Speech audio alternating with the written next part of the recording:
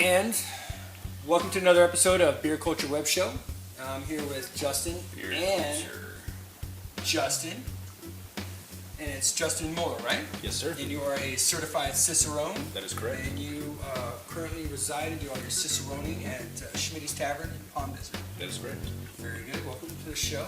My pleasure. Thanks for having me on, guys. Justin, good to see you again. Yes, it It's is. our adventure out at...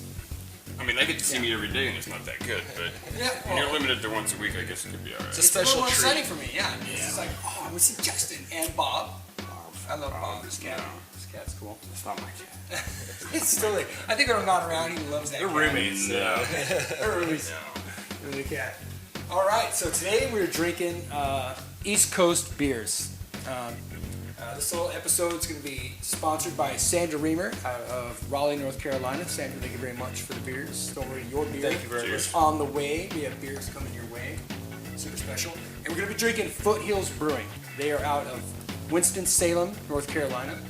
And right now we're drinking their Hoppy Yum IPA. It's kind of a session IPA. It's 6.2%. Not a very big beer. Well, I mean, it's like we were talking about this before. We're to the point now where 6 and 7% beer is becoming a session beer. Absolutely. I mean, That's a standard IPA. But we're having this kinda big scary. conversation where I went shopping and I was like, one of my beer runs, with Mom, and I'm like, oh, I'm getting all these great beers.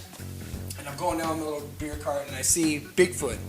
And I had this moment as I pick it up and look at it and I thought, remember the first couple times I bought this beer, I was like, damn, it's going to take me so long to drink these 4 beers. They're like 9%. Yeah. And now I'm like 9.2. That's a great beer. It's all right. That's perfect. It's okay.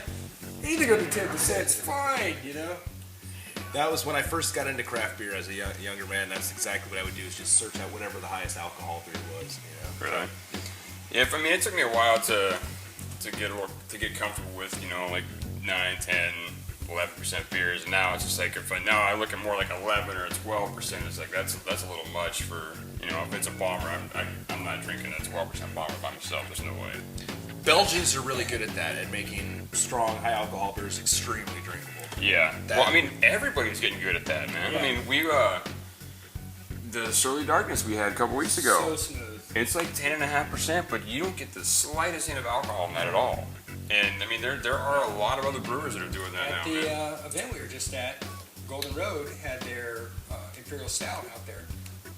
Hilmore said that was like 9.5, like almost 10%. 9.5.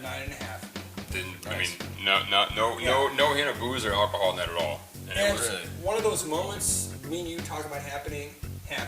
Somebody comes walking up to us, we're walking around the event, and I'm like, oh, it's a delicious looking beer you have. What are you drinking? Oh, I'm drinking that stout they got over in that booth. Just knocking it back. This is delicious.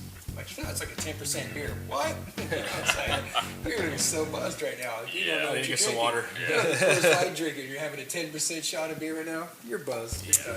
Yeah, a lot of people just don't pay attention to that or realize how fast that alcohol can creep up on you. I mean, you just Especially put it down. in beer. Yeah. Creep up on I you see it very all the quick. time at Schmitty's when I have to hand somebody a beer that's 14% in an Oh, 8-ounce goblet, and they're like, where's the rest of my beer?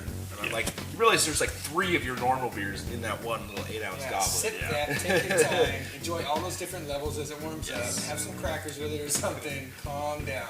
Yeah. Yeah. People are so used to just, you get your pint of beer. That's how it is. Well, I mean, that's most of the beers that are readily available. I mean, to non-craft beer drinkers, you're not getting anything over 5.2, 5.3.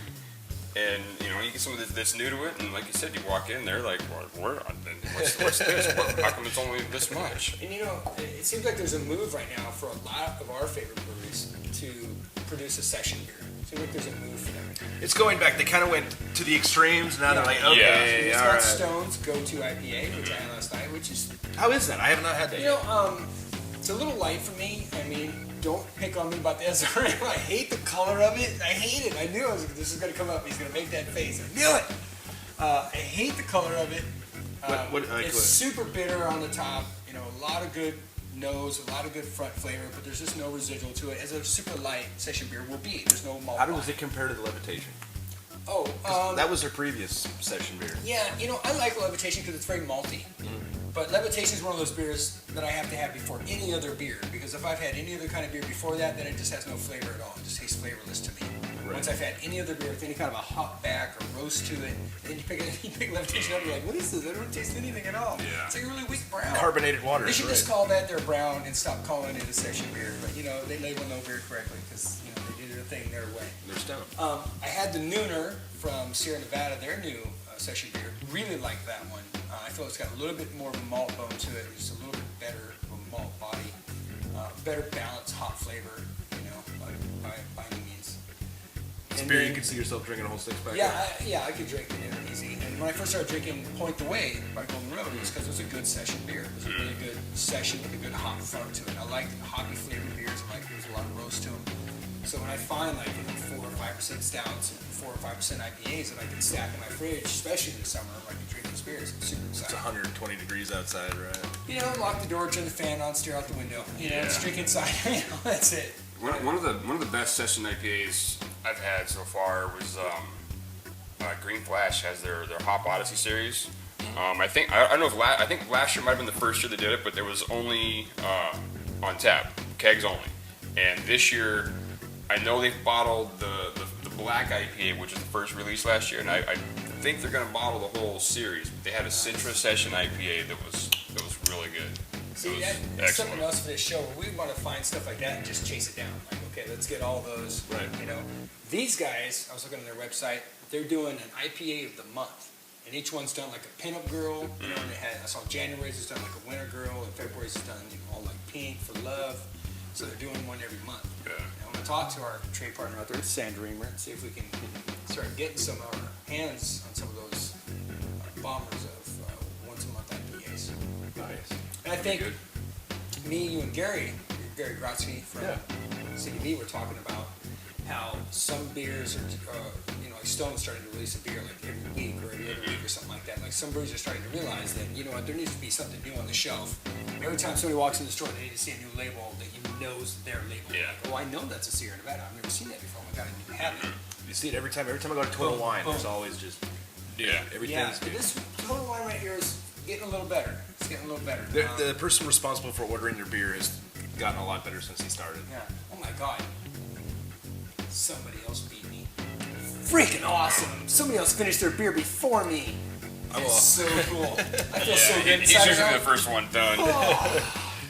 Well, you'll love having me on your show then. Finally. I was actually slowing down. Well, I didn't want to that's drink it not- any faster Just now. understand it. So usually I finish the beer, then he mocks me, and then the guest finishes their beer to join me in solidarity. And it just didn't go down. We can race. We can race if you want. Well, I've noticed I've slowed down how fast I drink a beer since we started doing this series. I mean, it used to be I would drink it a lot faster than everybody else, and not necessarily because I was trying to catch a buzz fast or trying to get drunk faster than everybody else, but it's just like some of them are so good. It's like you want to get more than just a little keep sip. going. You want to get you want to get Put a it lot down, of pick it right back flavor. up. Yeah. Put it down, pick it right back up. Yeah, and I know I don't take Once big it hits your drinks on lips. beer. I'm sipping, but I'm sipping the hell out of them. Yeah. It's going, man, going. What does it call it? The G.I. Joe grip. It's like, oh, it's so good. And you got the last of the Hoppy-Yum IPA over there. Yes, I So do. why don't we finish that up and move ourselves into the People's Porter. I'm all for it. And we have moved on to the second beer from Sandra Reamer out of Raleigh, North Carolina. Wait, hold on. You gotta talk like it's a brand new fucking day, like it's a new episode. No, this is one episode. The next beer will be its own episode. All right. See so. All right. I do, sir. All right. So we are drinking People's Porter, and it is a 5.2, 5.8. 5.8. Yeah, 5.8. It's grown. Is it just me, or do you get the same kind of aftertaste as you did on the previous beer? I don't know if that's because it's still there from the previous beer. I think it might still be there because Yeah. the Or- hop residual was pretty strong. I really like that note that's in there. It has a good note. Like I like it. What you're saying, it's a caramel toffee. Yeah, a little Coffee. chocolatey taste, little coffee at the end there.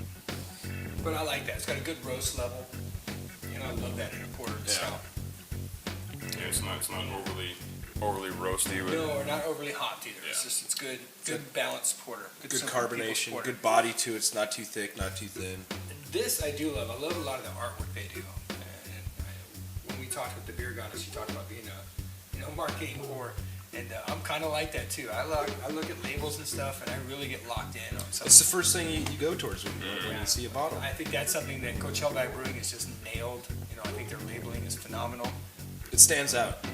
Yeah. When I wear the shirts, I have people come up to me on the street saying, "What's that stand for?" Like they want to know what CVB means. Yeah, I love the Coachella. I think the Coachella is just gonna nail it.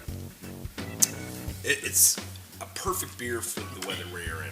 Yeah, I mean, it's something, like I said before, it's something that somebody that's not really into craft beer yet, or somebody that's used to drinking something lighter can walk into a bar, and if they don't have, anything, an American lager on tap, they can get that and still get, a light beer like they're used to, but get a lot more flavor out of it. Yeah, stepping stone. Yeah, it's a great transition beer. When people order Stella at the bar at Schmitty's Tavern, I'll give them a taste of Coachella instead. Of 9 times out of 10, they'll go for the Coachella instead of the Stella. Yeah, absolutely. Yeah, it's got so much more going on, so much more flavor to it. I mean, it's just, and it's only what, like 4? Is it 4, 5 something %? I want to say it's like 6 actually. That high? But I got to double check. I can't remember off the top of my head. Huh. I thought it was a lot lower than that. It could be. But either way, it's phenomenal. It's a great, easy drink. It's a hybrid ale. Yeah. I love hybrid ales. I'm a huge fan of California Commons and Kolsch's, and I think they're perfect for hot weather because you get the combination of the best combinations about the lagers and the ales. You get the easy drinkability and light body, but yet the fruitiness, of the ale a little bit. So, see, for me, I mean, a lot of people like their IPAs and lighter beers in the summertime and the stouts in the wintertime. But I'm the complete opposite. Like in the wintertime, I find myself wanting IPAs and pales more than I do in the summertime. In the summertime, it's like stout. Yeah. All the stout I can drink. I mean, it's just. Yeah, because I don't drink beer to drink something refreshing. I mean, that's just correct. I see where you're going with that. And that's starting to change too. I've noticed at the bar, a lot more people are willing to order a darker beer. When it's 110 degrees outside. But for the most part, there's still that whole, I don't want to call it stigma, but like it's hot outside. Like I don't drink till the end of the day, and at the end of the day, I'm usually drinking lighter, simpler IPAs or pale ales or whatever. Well, and in a lot of the winter, people, I'm like stouts and roasty big beers. Yeah, stout doesn't have to be a big beer. You can have an easy drinking, light-bodied stout. But a lot of people have the misconception about that, where they're like, "Oh, I can't have a stout now because it's just gonna be too thick and too dark." Yeah. You are a certified Cicerone. Yes, sir. Okay, tell us what you do as a Cicerone. Tell us.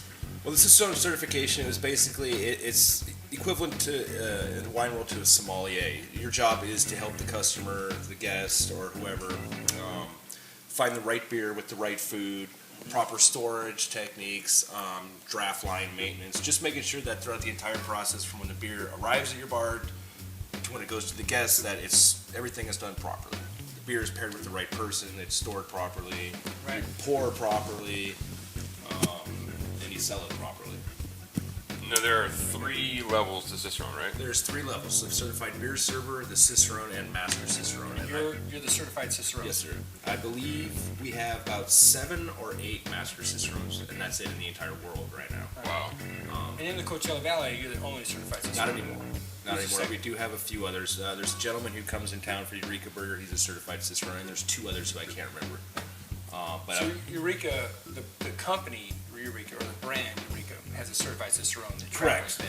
Okay. I think he's like the owner, the guy who started Eureka, something like that. Yeah, he's one of the higher ups in there. I'm not exactly sure who he is, but I remember reading an article about it. He's never been there when I've been there. I've never met anybody that really knew how to talk beer over there. I heard he was there when they were opening the place. He was there. Sure.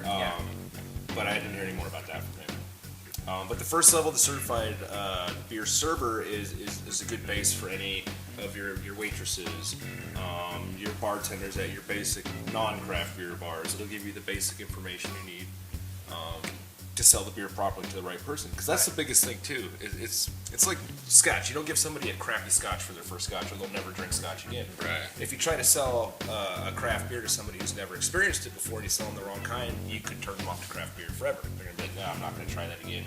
Right. You don't want to sell someone who likes Bud Light and Imperial Stout. Right.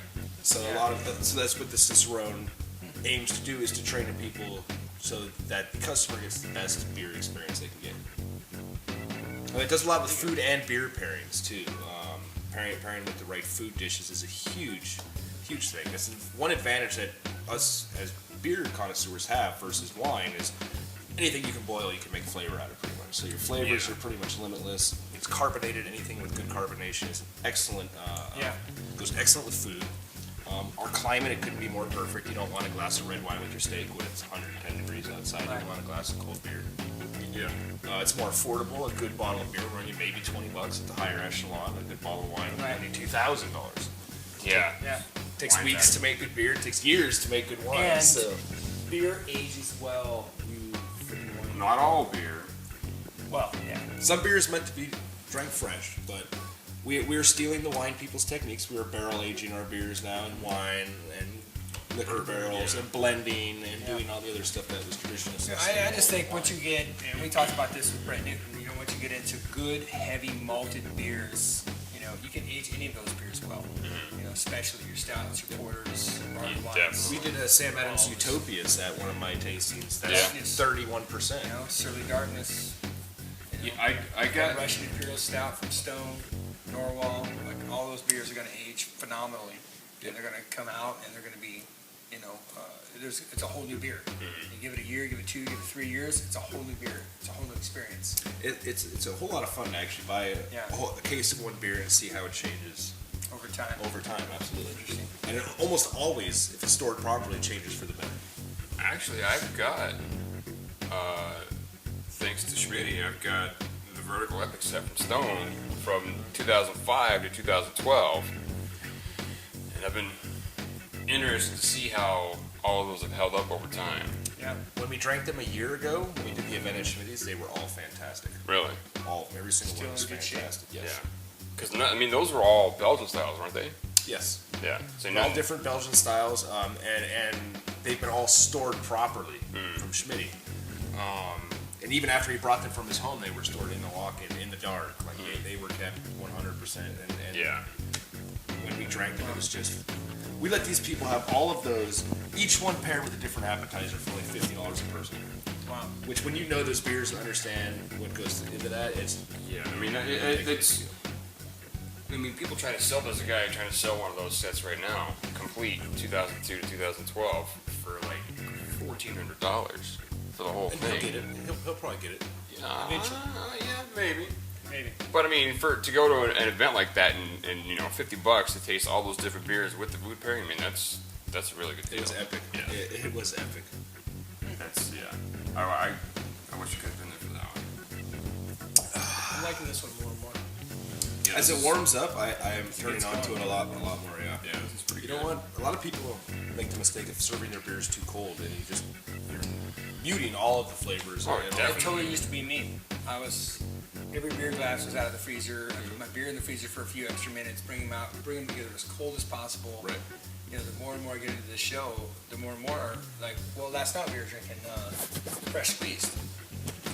Deschutes fresh squeezed. Yeah, absolutely. 12-ounce bottle. Amazing IPA. Oh my God, and the first 2 drinks of it, I went from sipping to taking big gulps of it, and just holding it, swishing it, trying to examine it, and get on the internet and reading about it, oh my God, this beer is really nailing it. Yeah. Halfway through the beer, I did that thing where I just set it aside and I just worked on other stuff for 15, 20 minutes, let it warm up, went back to it. Still a solid beer at room temperature. That's the still difference delicious. between good beer and bad beer. You can drink a good beer warm. Yeah. Yeah. You can't drink a Bud Light. No, That needs to be as ice cold as Deschutes possible. fresh squeezed is just on point. Yeah. You should see if Sandra Reamer can get Deschutes Brewing on out there in North Carolina. The interesting thing is, we talked about this on the way over here. These beers are from North Carolina. The only way they could be further from us is if they were down at the tip of Florida or up at the point of Maine. That's the only way. Right. Because they are on the far other side of the United States. But that's a long travel for those beers to get here. And thank God we're living times where we can have them sent to us. It's beer piracy, and I love that. I love that about what we do. We just, oh my God. It's a bartering system. Hold on, I'm still enjoying the beer. Hold on. Oh, I still got For a little once. beer. Hold on. For once. Everybody just hold the press. Oh my God, Time that's out. awesome. Well, I appreciate you coming on to the show and talking No, with thank you us. for having me. I want to delve a little deeper into did I say that word correctly? Yeah. I don't think so. We're gonna dig a little deeper into the. I can edit. Don't worry, I can edit. We'll edit everything out. We're gonna dig a little deeper into. This will look professional by the time we're all done. Yeah. I don't know about that, but we're gonna do our best. We're gonna chocolate. We're gonna dig a little deeper into the Cicerone process and is what you do, and talk a little bit about that, the first level certification. So there's a lot of people interested in that. First level is very easy. Anybody can do it from their home computer. You know, and the prices and the process is changing recently than when I did it. I got it certified in 2008, and I was a beer server in 2007. So things have changed dramatically since I first started. When I first started, it wasn't really a legitimate thing, and now as more and more the brewers and professional tasters and beer judges have gotten certification, it's actually got some legitimacy to it. Right. And it's really easy. So you go to the first level. It was $69, I want to say, about when I did it. And you take the test online. It shouldn't take you more than about half an hour to take the test, and then you get certified. Appreciate your support, Sandra Reamer, all the way from North Carolina. Cheers. Thank you so much. Do not worry, your beers are all on the way. And the beers you sent were awesome. We appreciate it. Thank you very much, Sandra. Most Thank you. definitely. Yeah. Thank you. And you're going to be getting a couple from our very own Coachella Valley Brewing. I won't tell you what, but you're going to love them. They're phenomenal. You're going to dig them. A couple that we brewed ourselves. So you sent her a couple of those? I'm going to, yeah. She's going to get number 1 and number 7. Good deal. Absolutely. And a little bit from Ritual. She'll get something from Ritual. Oh, very nice. And Good. if she can't get Deschutes Brewing, I might throw in one of those 12 ounce of fresh squeeze. Man, Yeah, I know the shoots gets out pretty far, but I'm not sure if they get to North Carolina or not. Because I mean, beer distribution's weird. You'll have breweries that get to this state and this state, and then all these states over here. Then they'll skip a bunch and they'll get to this state over here. Brewers coming and it jumped over me and went to Arizona. Yeah. So, it just bums me out. It breaks them a little heart. We should write them a strongly worded email. Yeah. I'm down with that. Let's do that. Thanks for coming to Beer Culture Web Show. Wait. Thanks for watching Beer Culture Web Show, Yeah. because you didn't come here. Yeah, nobody's you here for watched us, it. man. You didn't drive here. We drove here. You're just watching it. And we're going to see you on the next episode. Yeah. Sweet. Cheers.